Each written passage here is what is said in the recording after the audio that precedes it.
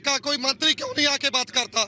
हम कौन सा गोले लेके खड़े हैं? ये हम पे पानी की बछाड़ों अथरू गैस के गोले फेंक रहे हैं, वो लाठियां लेके खड़े हैं। हमारे किसी आदमी के, किसी कारकुन के हाथ में एक लाठी दिखा दो, निहत्ते हैं, भूखे हैं, नहाए नहीं, कितने दिन से खाना नहीं ठीक से खाया, लड़ने के लिए खड़े हैं अपने हकों के लिए। कि पंजाब हिंदुस्तान का हिस्सा नहीं है? कि पंजाब किसान हिंदुस्तान का हिस्सा नहीं है? बिल्कुल है, और पूरा देश आपका सम्मान करता है, आपके ऊपर हमारी जिंदगी निर्भर करती है। लेकिन इस तरीके से पुलिस सिर्फ अपनी ड्यूटी कर रही है, ये बात आपको समझनी होगी। सिर्फ अपनी पूरी स्टेट 2 महीने से सड़कों पर लड़ रही है, रेलवे ट्रैकों पर बैठी है। क्यों नहीं प्रदेश का प्रधानमंत्री उनसे बात कर रहा? क्यों नहीं बात कर रहा? हम सब कह रही है कि यहाँ से हम हट जाएं, क्योंकि देखिए भीड़ इकट्ठा यहाँ पर होने लगी है, लिहाजा देखिए। जी सर बिल्कुल। पुलिस कुछ नहीं, पुलिस ने ये सिर्फ इतना कहा है कि 4 से 5 लोग आप लोग आगे आकर के अपनी बात को उनके सामने रखें। इनसे बात करें। अभी आप क्या चाहते हैं? इनसे बात करते हैं, इनके पास क्या है? हमारे अभी आप क्या चाहते हैं? कोई मंत्री आए, करे बात हमारे से। क्यों नहीं बात करता इनका मंत्री? ये प्रशासन के हाथ में क्या है? ये सिर्फ ड्यूटी बजा रहे हैं। बिल्कुल सही कह रहे हैं। देखिए इनका यही कहना है किसानों का कि कोई हमसे आकर बात करे, कोई सरकारी नुमाइंदा हमसे आकर बात करे। अगर हमारे मन में भ्रम है नए कृषि कानून को लेकर, तो हमसे चर्चा करें, हमसे बात करें। लेकिन देखिए यहाँ पर जो भीड़ है वो धीरे धीरे आगे आ गई है। ऐसे में पुलिसकर्मी लगातार अनुरोध कर रहे हैं माइक पर अनाउंसमेंट करके कि आप लोग पीछे चले जाएं, आप पीछे चले जाएं। जी आप लोग सब यहाँ पर आगे आ गए हैं, क्या कहना है आपको? ਅਸੀਂ कहाँ जाना जी? मोदी ਨੂੰ ਸਰ ਨੂੰ ਮਿਲਣਾ ਜੀ, ਅਸੀਂ ਆਪਣੀ ਗੱਲ ਕਰਨੀ ਹੈ। ਉਹ 3 ਕਾਨੂੰਨ ਇਹਨਾਂ ਨੇ ਪਾਸ ਕਰੇ ਉਹ ਰੱਦ ਕਰਾਉਣੇ ਨੇ। ਅਸੀਂ ਦੇਖੋ छोटे छोटे अपने बच्चे हैं। श्वेता श्रीवास्तव, मैं आपके पास वापस लौटूंगी। वहीं से देखिए निधि चतुर्वेदी भी मेरी सहयोगी हैं और साथ ही ग्राउंड जीरो से मेरे सहयोगी रजनीश सिंह भी मेरे साथ जुड़े हुए। रजनीश, किसान कह रहे हैं कोई मंत्री क्यों नहीं आ रहा? कृषि मंत्री साफ कह चुके हैं कि 3 दिसंबर को हम किसान के प्रतिनिधियों से बात करेंगे। फिर किसान क्यों नहीं रुक रहे, क्यों नहीं मान रहे? देखिए ज्योत्सना, अगर इस पूरे प्रकरण की अगर बात की जाए तो जिस तरीके से कल केंद्रीय कृषि मंत्री नरेंद्र तोमर ने सामने आके बात की और साथ ही किसानों को एक मैसेज दिया कि हम बात करने को तैयार हैं, आप लोग आइए और बात कीजिए। लेकिन बावजूद इसके लगातार जो है वो किसान उनकी बात नहीं मान रहे हैं। किसानों का ये कहना है कि वो जो मंत्री हैं, चाहे वो केंद्र सरकार के हो या राज्य सरकार के हो, शासन के मंत्री जो है वो आए हमारे पास और हमसे बात करें। ये एक अगर तालमेल की अगर बात की जाए तो तालमेल कहीं ना कहीं गड़बड़ाया हुआ है।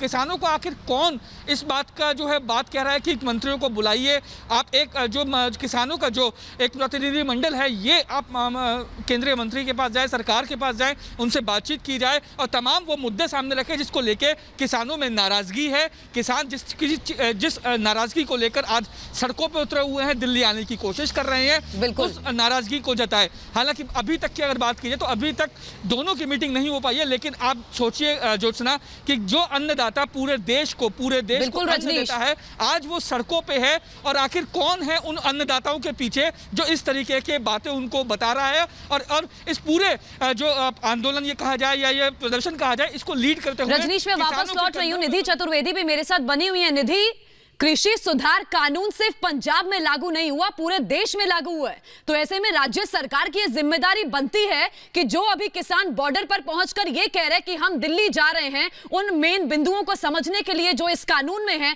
ये काम तो राज्य सरकार का था। जो आपने प्रस्ताव रद्द करने का पास कर दिया विधानसभा में, आपको समझाना चाहिए था अपने किसानों को कि केंद्र के इस कानून में क्या है। केंद्र के कानून में जो है उसका राज्य सरकार को निर्वहन कर किसानों को समझा बुझाकर रोकने का प्रयास होना चाहिए था।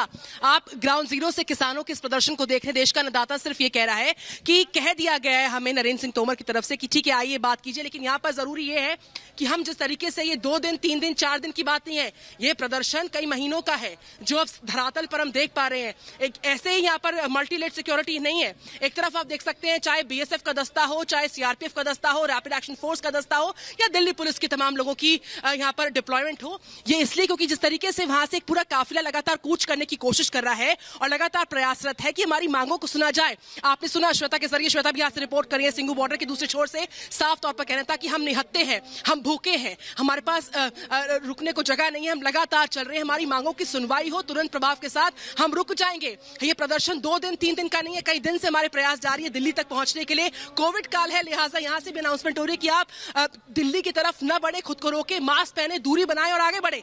लेकिन यहाँ पर प्रदर्शनकारी कह रहे हैं कि हम 4 की तादाद में ही आगे बढ़ते हैं। लेकिन हमें सुने तो सही, आप देख सकते हैं, सुन सकते हैं, अनाउंसमेंट बदस्तूर जारी है। अनाउंसमेंट ये है कि आप गैर कानूनी तरीके से इस हुजूम को आगे न बढ़ने दें। अनाउंसमेंट ये है कि नियम और कायदों का पालन करें। अनाउंसमेंट ये है कि दूरी को बनाकर रखें। अनाउंसमेंट ये भी है कि झुंड में आगे ना बढ़े। लेकिन यहाँ पर इनका साफ तौर पर कहना है, जिनको हम सुनवा रहे लगातार ग्राउंड जीरो सिंघू बॉर्डर से, कि आप लोग दूर हो जाएं, आप लोग आगे ना बढ़े। ये लोग कह रहे हैं कि हमारे हाथ में कोई हथियार नहीं है, हमें हमारी मांगों को सही जगह तक पहुंचाने दीजिए। लेकिन यहाँ पर ये लोग किस तरीके से मजबा लगाकर आगे बढ़ने के प्रयास में है, कोशिश में है।